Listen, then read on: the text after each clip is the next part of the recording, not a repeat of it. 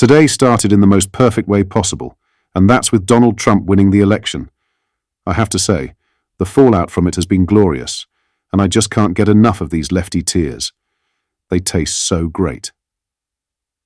Now, in today's video, we will go over some more footage of the British MSM in full-blown meltdown.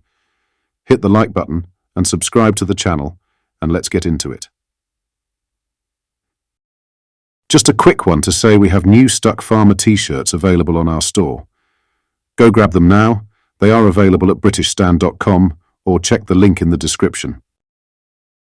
This first clip comes from Rory Stewart, who said he would bet £100,000 on a Kamala Harris victory. He said this. As Dominic said earlier, it does look like women have not turned out in the same numbers as expected for her. No, it's completely fascinating. I mean, and of course, when a result happens, you rewrite history. If she was currently winning, we'd have a very good answer for why she was winning. Abortion would be number one. Number two, she had much more money than he did. 3 times. Number three, she had a real ground game. People were very clear. All my friends out in Pennsylvania, Michigan, Wisconsin, Trump's people were nowhere to be seen. Were swamped with Democrats, leafleting, hitting every door. We had Anthony say in the first part of the show that there were almost so many Democratic volunteers out, they couldn't even find doors for them to knock, right? Add to that a whole series of narratives about a campaign where she didn't really do anything wrong. She barely put a foot wrong during the campaign. And where Trump has been convicted of over 30 felonies, he's been responsible for the January 6th insurrection. You could provide a pretty good story for why she won, but she didn't. Which then means that we need to and you know, my friend Lichtman, you were teasing me about my friend Lichtman, he also called it for Kamala Harris, and he would have said, no, it's nothing about that, it's also about the fundamentals. The economy was going reasonably okay in terms of GDP per capita. There were no major scandals, there were no major foreign policy catastrophes. So actually, in terms of basic competence over 4 years, the incumbent, Biden, had ticked a lot of boxes. So all of that, I mean, this is your business as a historian. But on there are a couple of things. This sort of counterfactual. Following that, Rory was so sad someone may need to check in on him. Got it totally wrong. I thought Kamala Harris would win, and I believe she would win comfortably. I thought it would be over quite quickly. Despite the polls showing 50-50. Why? Well, I can repeat my arguments. They were technical arguments about young African-American voters and how they would turn out, her ground game, the money, the performance of Biden's administration. It's all turned out to be wrong, completely wrong. I don't think, though, that I was fundamentally wrong because I'm patronizing towards people. I never felt that. I never felt that as a politician in Britain. I didn't feel I was patronizing towards my Brexit voting constituents. I think I was wrong because I'm an optimist. And I hate the idea of being right pessimistically. I think you can be a false prophet and right.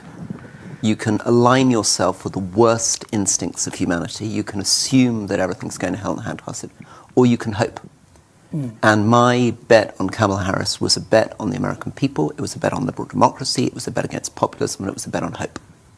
So are we wrong to think that that can work?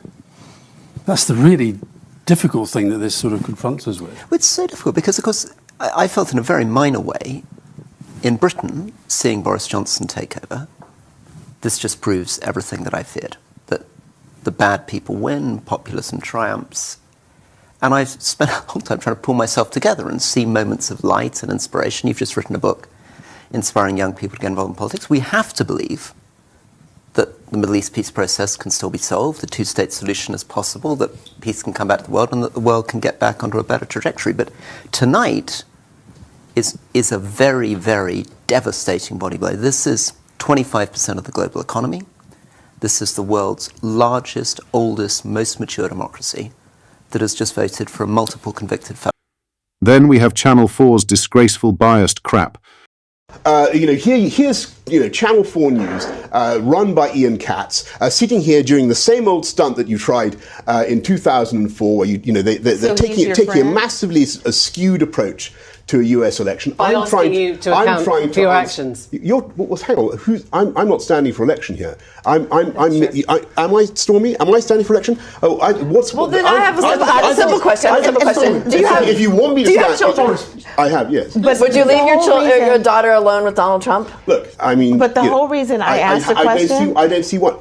I don't see why not. All I can say to you is that my experience of Donald Trump. So you would?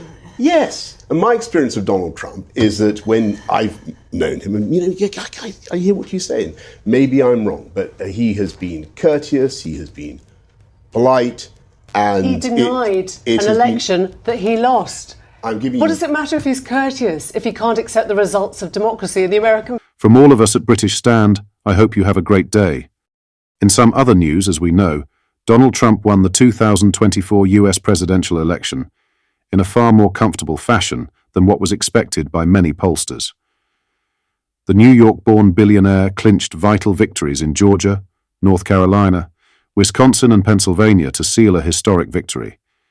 He is also expected to come out on top in the popular vote, something he did not achieve in his 2016 victory over Hillary Clinton. Prince Harry and Meghan Markle will have watched the election results closely and may have been hoping Kamala Harris could become the first ever female president of the US due to their less than ideal relationship with Trump.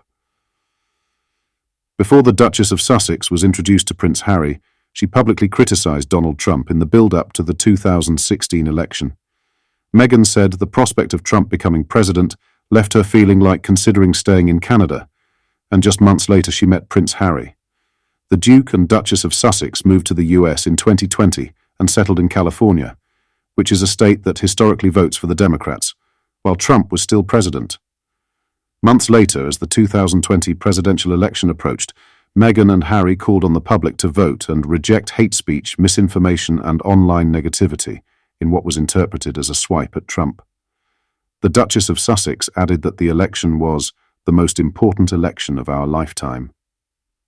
Donald Trump hit out at Meghan in September of that year, saying he was not a fan of hers, before adding Prince Harry was going to need a lot of luck.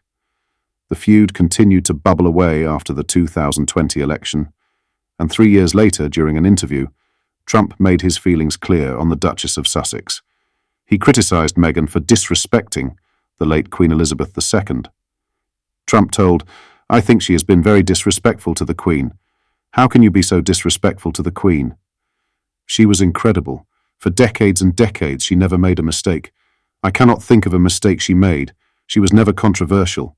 He continued, "She went through years and decades without controversy. You cannot be disrespectful to her, and I think Meghan was very disrespectful to her. Very disrespectful." This year, in another exclusive news interview, Donald's son, Eric Trump, branded the Duke and Duchess of Sussex as spoiled apples. Prince Harry and Meghan Markle did issue a rallying call ahead of the 2024 election, but crucially, chose not to endorse a candidate or imply support for either the Democrats or the Republicans.